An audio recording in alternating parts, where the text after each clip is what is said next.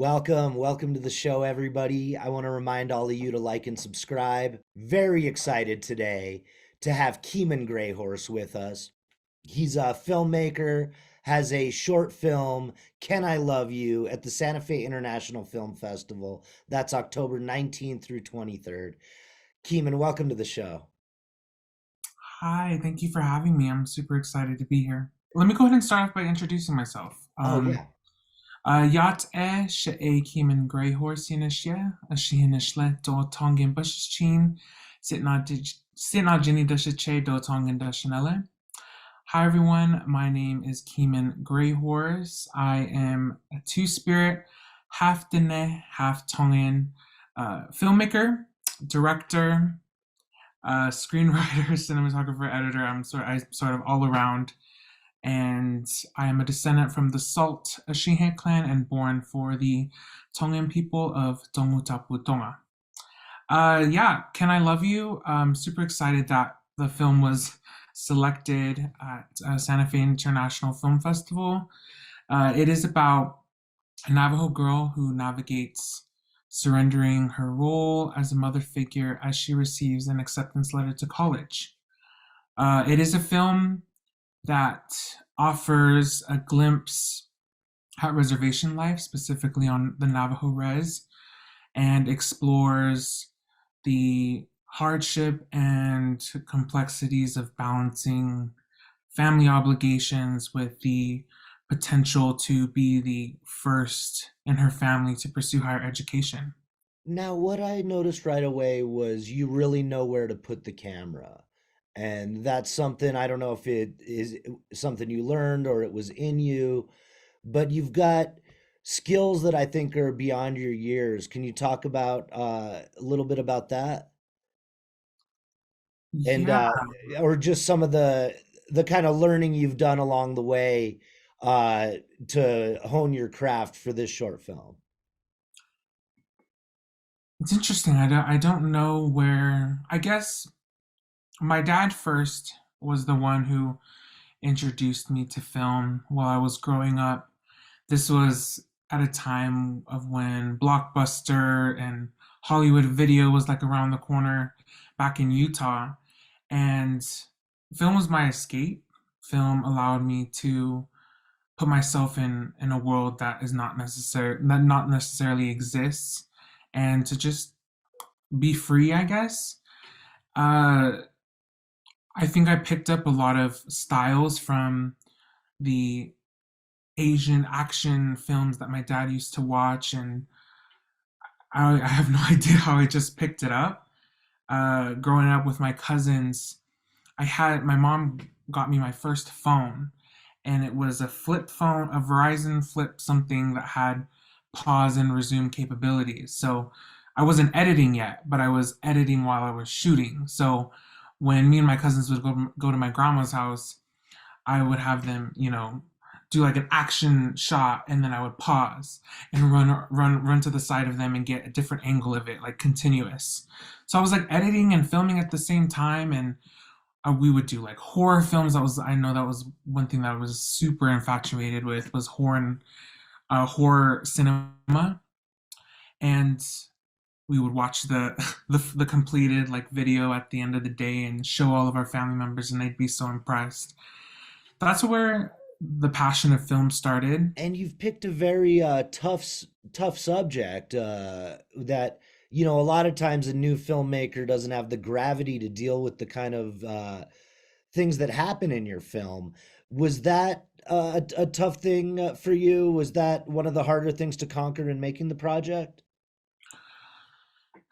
I would say so. This film was is a love letter to my mom. It speaks about her upbringing on the Navajo Res, a story that is very relatable to many indigenous people across Turtle Island, and it does center a seemingly unbreakable cycle of alcohol abuse and neglect, and in my opinion redefines the pursuit of the American dream through an indigenous lens. And my mom has been like my biggest supporter in that whole entire process. It was a very complicated and technical script. We sat and had like dinner conversations.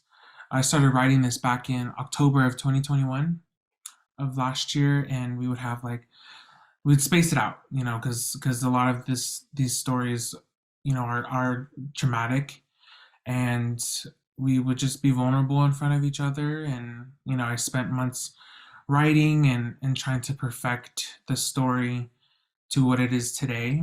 Yeah, and take us to the set. Do you have a pretty skeleton crew for a lot of these? Are these people you're meeting a lot for the first time?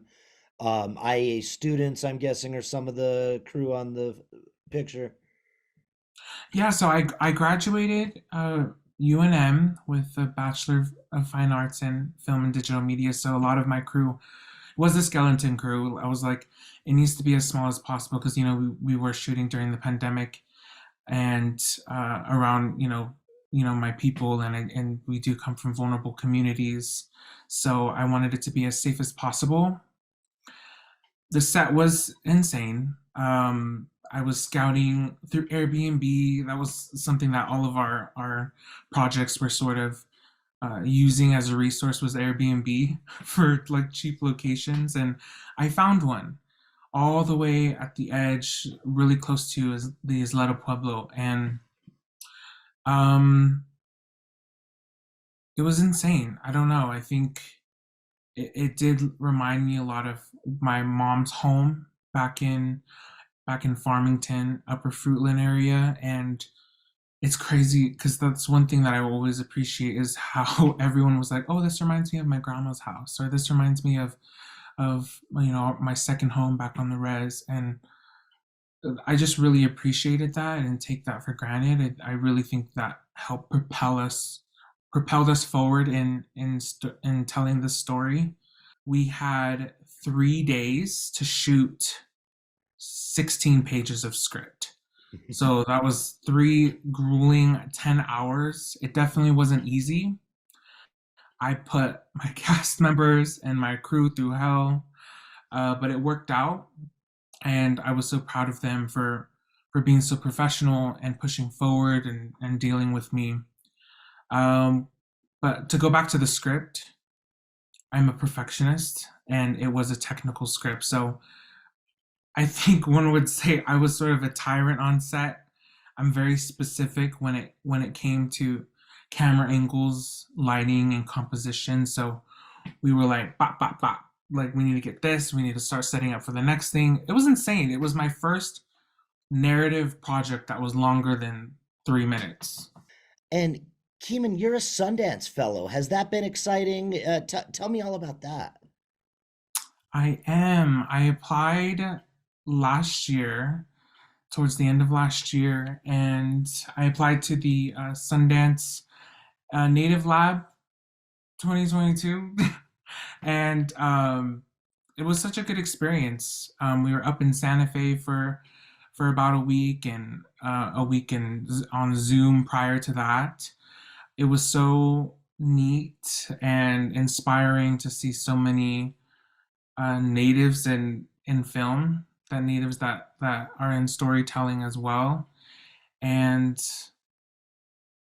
I mean, I know almost half of them already going into the fellowship, but I really appreciated how it was curated. Shout out to Moy. She really curated such a safe space for all of us to be vulnerable and make mistakes. I also wanted to ask you about some of your influences. What kind of directors and films have inspired you along the way? My top. Ooh, that's hard. My top three. I would say four. My top three. No, my top four directors. Definitely Quentin Tarantino is at the top. I love his style. I love how animated and grotesque his storytelling is, but it's like in such a beautiful way. Bong Joon Ho, Park Chan Wook, um, Tetsuya Nakashima, Takashi Miike, Hirokazu Korida, I believe is how you pronounce it. As you can see, I'm very inspired by Asian cinema. I love their the way they tell horror, the way they tell the human experience, and how I'm like a thriller, drama, horror fan. So the way they're able to make everyday living seem horrifying and scary is something that I am so drawn to as a director. A lot of great things happening for Korean films.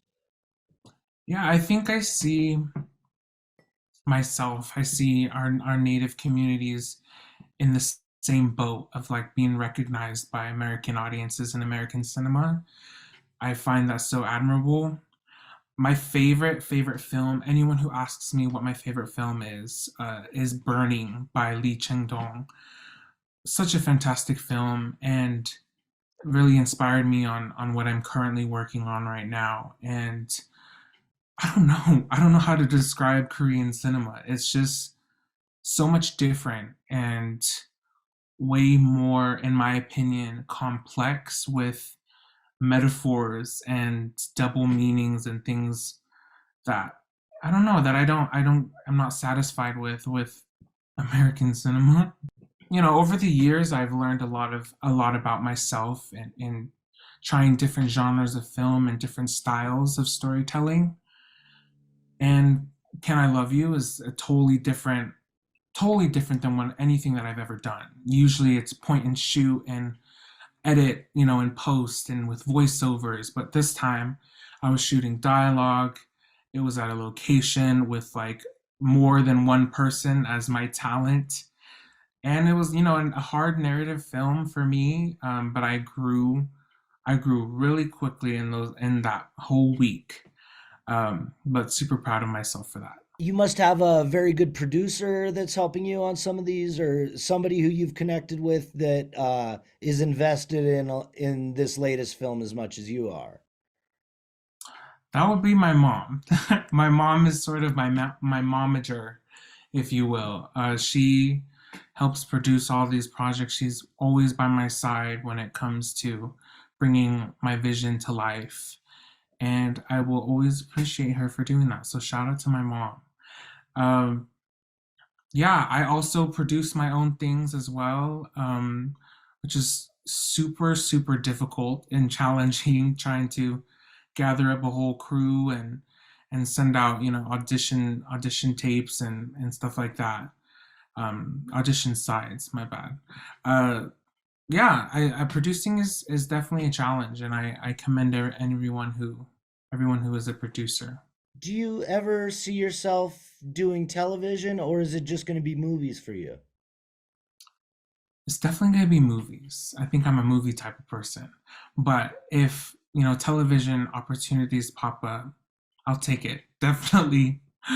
It's so funny because I have about four feature films that I want to make in my lifetime. And I I don't know, sometimes I think that my goals and my dreams are too big.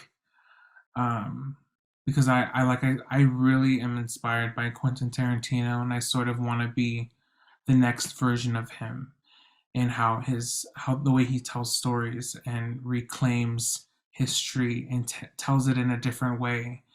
That is my goal in my life. Well, I think just a little more blood and guts, and you're going to be on your way, Keyman. A current project that I'm sort of working on and will pitch to the Native Lab at Sundance next year is a thriller that follows a Kanaka Maoli tour bus driver as her world spins out of control as she faces gentrification of her ancestral lands and the new disappearance of her daughter. Is sort of the log line that I'm sort of just came up with there now. But that's what I'm working on right now. So it's the story of a bus driver. Yeah, a tour bus driver. I've always looked at tour bus drivers as like, I don't know. Every time I get like a job that I do not want, I have all these thoughts of like the people that I'm, I guess, servicing in a way. And I just want to explore that. Like imagine, you know, being on your ancestral lands, your homelands, where you come from, and you have to drive a bunch of foreigners around. in a big bus that is polluting, the air. Like that's just, there's so much to talk about there. And they are facing gentrification. They're being removed because they can no longer to afford, to live on their own land. Like that's just insane to me. So that's my next project that I'm working on right now, in terms of in the writing process, the early stages. And There's how did? Oh, go another ahead. film that I'm working on, but I don't wanna give it away too quickly. Well, what I was going to say about the film you just talked about, how did you come up with that idea? Funny story. My mom and I, we always, like, during the pandemic, we would always go on mental health walks, is what we call it, to sort of get some fresh air and get our blood flowing. And we live in like a suburbs type area slash town, and a semi truck drove through. So a semi truck is in the story, but my mom and I like to bounce ideas off of each other. We like to we see someone in public, we create a backstory for them. I think that's one thing that really helps me, is like, who is this person? Who's their who's their grandparents? What is their soft spot? What is their trauma? What makes them, get up in the morning? And we created sort of like a whole narrative with that semi truck driving through our neighborhood, because it just looked suspicious. And that's how I kind of it sparked the whole idea behind this film. What do you think makes your mom so creative? What do you think it is about your mom that's within her that she's in touch with her creativity so much? My mom listens to so many audiobooks. It's insane. Way more than I have. And I will talk about some type of topic, and my mom will be like, "Oh, I just listened to a book about that." And she remembers the entire thing. And I also think my mom's lived experience, and she's very wise and knows about human behavior at this point in her life, and how people react to things. So when I'm stuck on a character of like, would this character do this or would they do that? My mom is always there to sort of help sort of flush those ideas through, and yeah. And so does she understand a lot about story structure too, since she's reading so many audiobooks or listening to so many audiobooks? She doesn't. Like, I'll talk to her about story structure and she's like, "Oh, I don't get that." But she knows what is entertaining and what grabs her attention and what keeps her listening to these audiobooks. And that's what helps me. It sort of reflects scenes, like scenes in a film. Like, every scene in a film has a purpose. And if it doesn't, then why is the audience watching? Uh, and I use my notes app on my phone and my Word document. I use it crazy. Like, I have all these different ideas, and I write this whole entire narrative of this idea I came up with. And then I'll start, I'll go into the screenwriting software and I'll start writing. Does knowing what you love and knowing what you hate, do you have that the way your mom does? And is that helped you? Is that a good skill to have? I'm telling you, I edit with so much intention. I want the audience to look in a certain direction, grab their attention here, and see specific things and details, because that's what makes film fun, is being able to sort of be the conductor, and or the role of being, I don't even know how to describe it, but basically being in charge of drawing the attention here and there. And I am very stylistic. I love certain looks of film. I love colors, and I think that helps me as a filmmaker, and what I want to see with my own films. Um, and I feel like that sets me apart as a filmmaker. I, no shade, but I've seen other, shorts as well, and it just is. I'm just like, oh, it's missing color. It's missing a certain style, and it's really hard to tell, how I'm feeling out loud, to how to say it.